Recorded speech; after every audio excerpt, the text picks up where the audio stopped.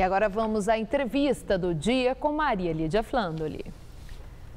Todas as atenções se voltam para os desdobramentos da delação de ex-diretor da Petrobras. E para falar do possível impacto dessa delação sobre candidatos à presidência da República, hoje recebemos o cientista político Marco Aurélio Nogueira, professor titular de Teoria Política da Unesp. Muito obrigada, professor, por estar conosco. Eu antes queria fazer uma observação sobre o que acabamos de ver, o resultado da pesquisa do Ibope para o Senado, que mostra em São Paulo mais ou menos uma estabilização dos números, né? Não tem variado muito de instituto para instituto e de uma pesquisa para outra. Que significado é esse? Olha, eu acho que significa, acima de tudo, que os diferentes candidatos têm eleitorados, até certo ponto, cativos, né? Que não estão se deixando sensibilizar pela dinâmica do processo eleitoral que está em curso. Por exemplo, no caso, a delação da Petrobras, aparentemente não reverberou, não repercutiu em São Paulo no que diz respeito ao Senado. Acho que não reverberou também no caso do governo do Estado, porque a pesquisa que foi divulgada há poucos minutos aqui pelo próprio jornal também mostra uma certa estabilidade. Mas pode ser cedo ainda para esse impacto? Pode ser cedo, mas eu acho que aí, é claro, todo tipo de fator novo numa disputa eleitoral pode produzir resultados. Agora, nós temos que perceber também que processos de denúncia de corrupção vão encontrar uma sociedade até certo ponto saturada com isso, né? É algo que, assim, tem sido insistentemente posto na agenda, na mesa. As pessoas, de certo modo, transformaram isso num fato da vida cotidiana e talvez não estejam dando tanta importância assim a isso. Até porque não há hoje, a rigor, quem se possa declarar livre de acusações de corrupção.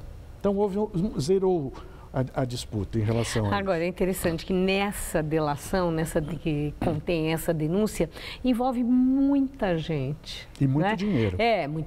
Muitíssimo dinheiro. E muita gente, os parlamentares, ministros de Estado, governadores e tal.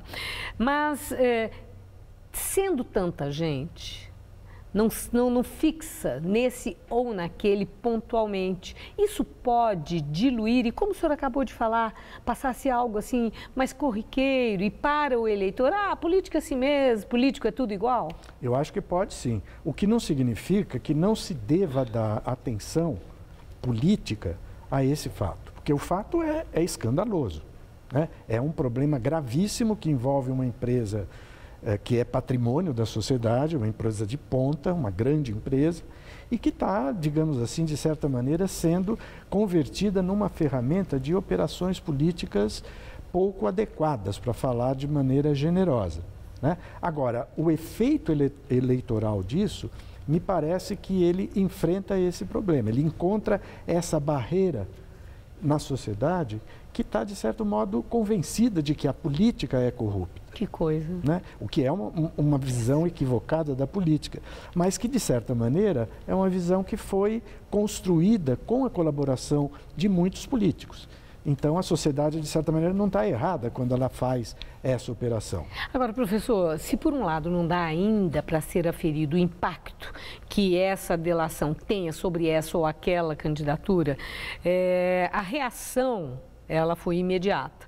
Estratégias de campanha já foram alteradas e a cobrança, né, tanto Marina Silva como Aécio e a reação de Dilma. E a presidente da República, Dilma Rousseff, ela fez uma declaração que eu achei muito curiosa, em que é quase que uma advertência a Aécio e a Marina, dizendo que eles não podem esquecer os seus próprios telhados, que eles devem olhar os seus telhados. Isso é uma ameaça? Eu acho que é uma ameaça, mas é ao mesmo tempo uma tentativa de sair de uma situação de cerco que é extremamente constrangedora para a candidata e, sobretudo, para a presidente da República. Então, ela está tentando responder a uma situação desfavorável através da velha fórmula do ataque. Ela não está se defendendo.